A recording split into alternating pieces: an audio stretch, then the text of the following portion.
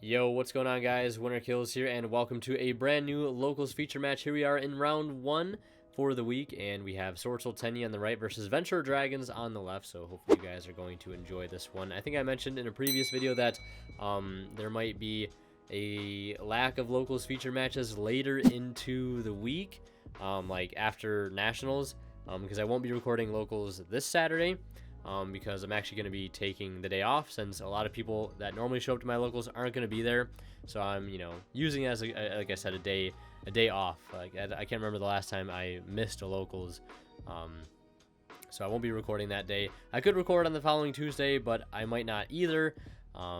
So I might try to get some like rogue to high rated stuff up if I decide not to record at all for the week, like matches, like locals matches wise. So you guys will see, but there will be uploads going up over Nationals weekend, and very excited to see how that all plays out, right? See how the meta shifts afterwards, if it does at all, and as we lead into the Power of the Elements format with Splites being introduced.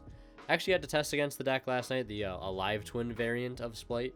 It's very interesting, learning how to hand trap the deck and like play into their boards with like Marincess stuff, which is very interesting since I'll probably still be playing Marincess in Splite format. Depends how the matchup tends to be, but yeah. Either way, we're gonna get back into the match here. Just wanted to let you guys know about what the upload schedule might be going forward this week. But we're gonna see him normal summon the Rocket Synchron Link into Striker, obviously grab Boot, and then we're gonna see Striker Dragon effect to go ahead and destroy itself to add back Synchron. And then we're going to see him banish Striker Dragon to go ahead and summon out White. Interesting line there. But a lot of people, myself included, definitely think that this Adventurer Dragon deck is definitely like one of the best decks of the format. It just seems like you can hand trap this deck three times and hand trap them correctly, and like they just keep going. It's actually kind of insane what this deck can do. Even with like Red Rose being limited, which, oh my goodness, Red Rose being limited. Too bad we have Hulk to summon it directly from the deck. Like, the ban list did absolutely nothing to address this deck, and it shows. Like, Hulk being limited does nothing. Shooting Riser does nothing. Like, the Red Rose limit does nothing. It's just like fake hits on the ban list, I guess, to make it seem like they did something, but they really didn't. So hopefully this deck gets, like, addressed in some way, shape, or form. I don't think they're going to be hitting the Adventure Engine with the new Adventurer cards that got announced. I think there was like 2 cards that got announced, a monster and a spell. So I wouldn't be surprised if they don't touch the Adventure Engine, but like, oh my god, please do something to the Dragon deck. Like, this deck has been so good for so long, for as long as I can remember. Dragons are just dragons, right? And yeah, like the Adventure stuff just works so well. We're going to see Boot Sector go ahead and summon back out a Rocket Tracer and a Rocket Synchron, and like Boot Sector launch is so insane. This is why I like, if I can, I always try to hit Striker Dragon in this particular matchup, because keeping them off Boot Sector is just like, in my opinion, like second to none. Like, you gotta keep them off that card because like it just gave them 2 free bodies, essentially a third. Clearing the Draco back basically is just free, like literally just free cards here. Yeah, so. And I like this, the Adventure Engine, like, in Dragons, too, is super cool, because, like, they don't ever use it, like, they use it for, like, the protection, like, very, very early on, and then everything else is just free extenders, at that point. Like, you have, like, the free cards to pop with Tracer, or Magician Soul sends off, like, whatever, like, type of build you're playing, or you're using the token as Synchro material, or using Griffin Rider as Synchro material, or Link material for Hulk plays. Like, it's, like, the endless amount of utility those cards get you is crazy. So we're going to see him go into a Chaos Ruler, and took 1 card there. I forgot what it was. That was Rambling. But doesn't take the Nibiru. Then we're going to see him link, or not link, but synchro the Synchron and the Hot Red, or not the Hot Red, the Chaos Dragon. I'm messing up. Chaos Dragon and Synchron into, it looks like he took Foxy Tune. Okay. He's going to go for Hot Red here.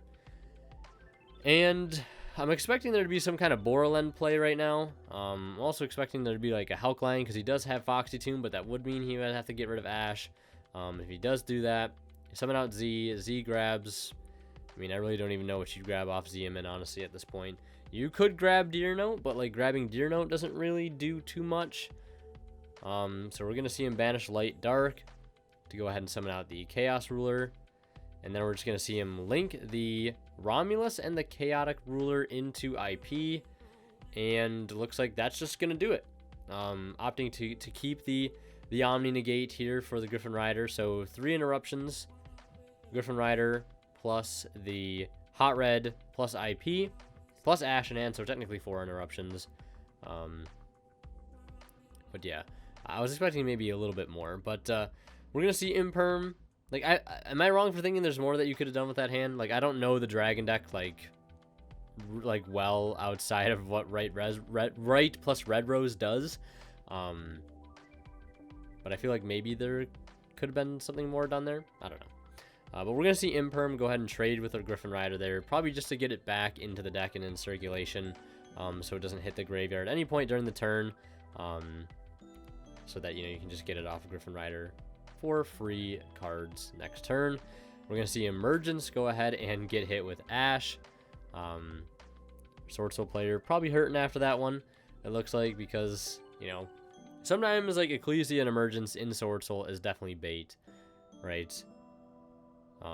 Because you're usually using those cards to check for Ash. But there are rare occurrences, like we're seeing here, where it is the turn skip. And it looks like I see Double Vessel in hand for Double Vessel.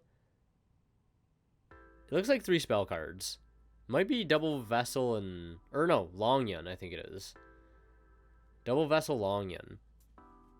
And leading with Long Yun is also just gonna get met with the same fate.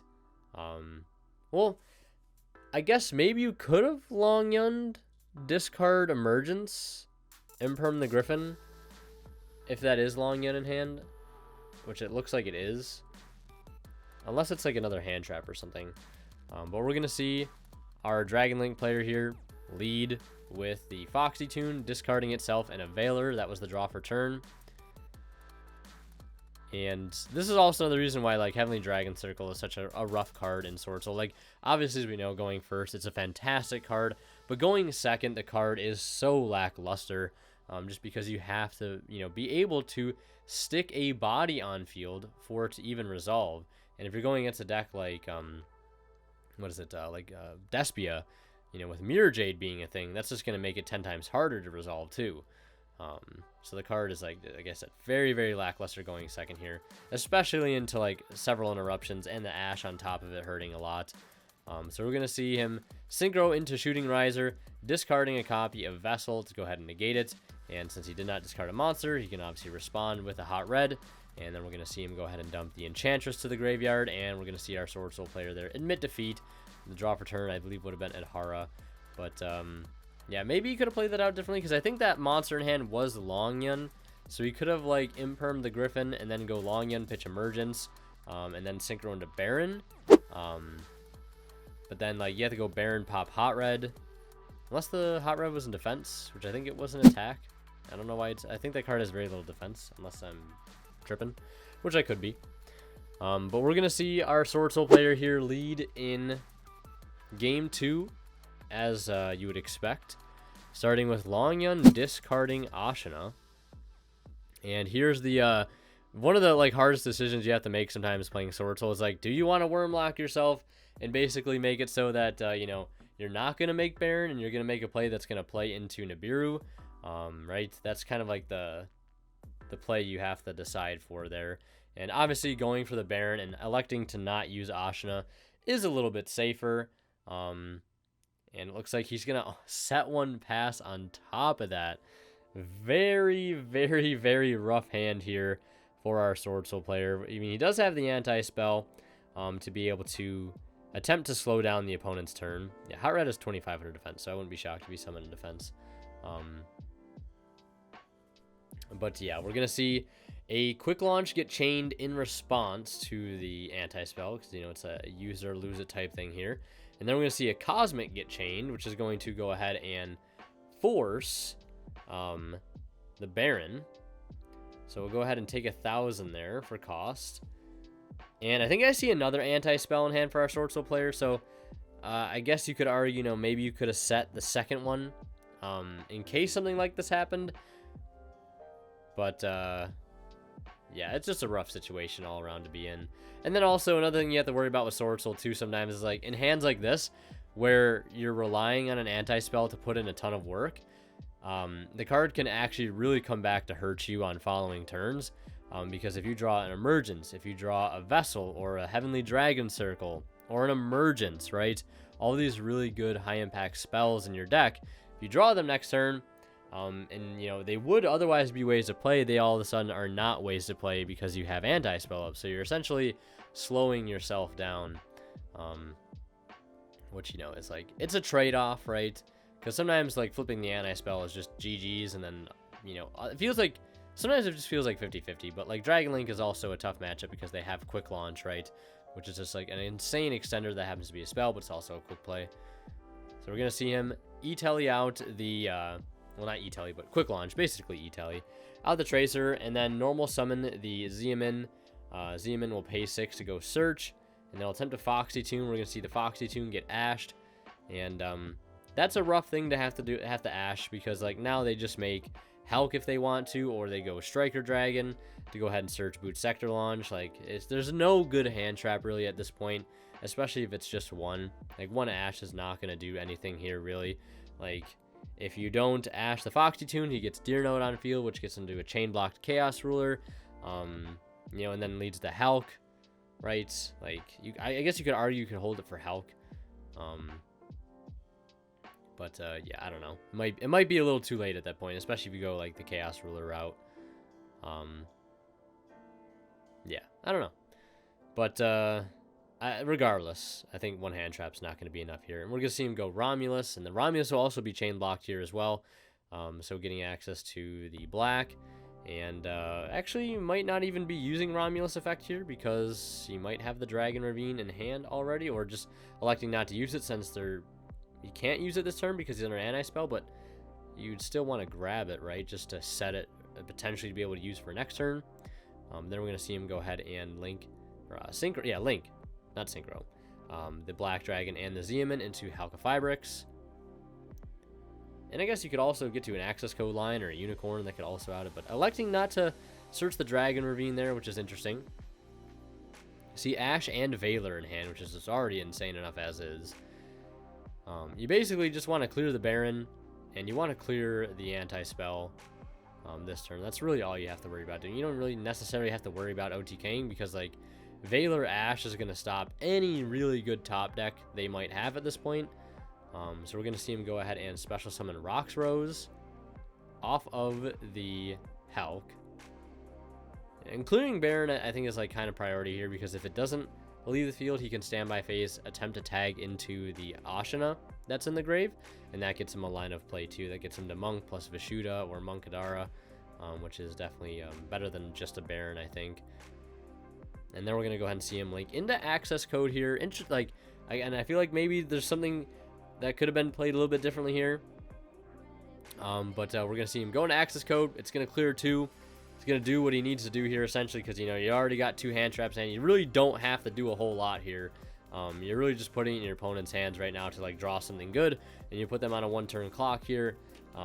Otherwise, they're just not going to be able to do anything. Draw for a turn. It looks like it is a Moe here, and, yeah, that's just unfortunately a losing hand right there. Double anti-spell in the opening, plus Longyun, plus Ash, plus Ashina, I think was the opening. Yeah, double anti-spell.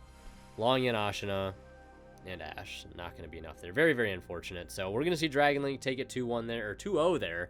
Unfortunately, Swordsoul not opening up well either game, and Dragons just doing what Dragons do. So that's going to do it for this video. Thank you guys so much for watching, and last but not least, a huge shout out and a special thanks goes to our Divine level channel members who go above and beyond to support, and they are Tweeter0226, Pony Start, Cadillacs84, Justin Lamb, and HCH Cyber. Thank you guys so much, like always, for your extremely kind and extremely generous support of the channel.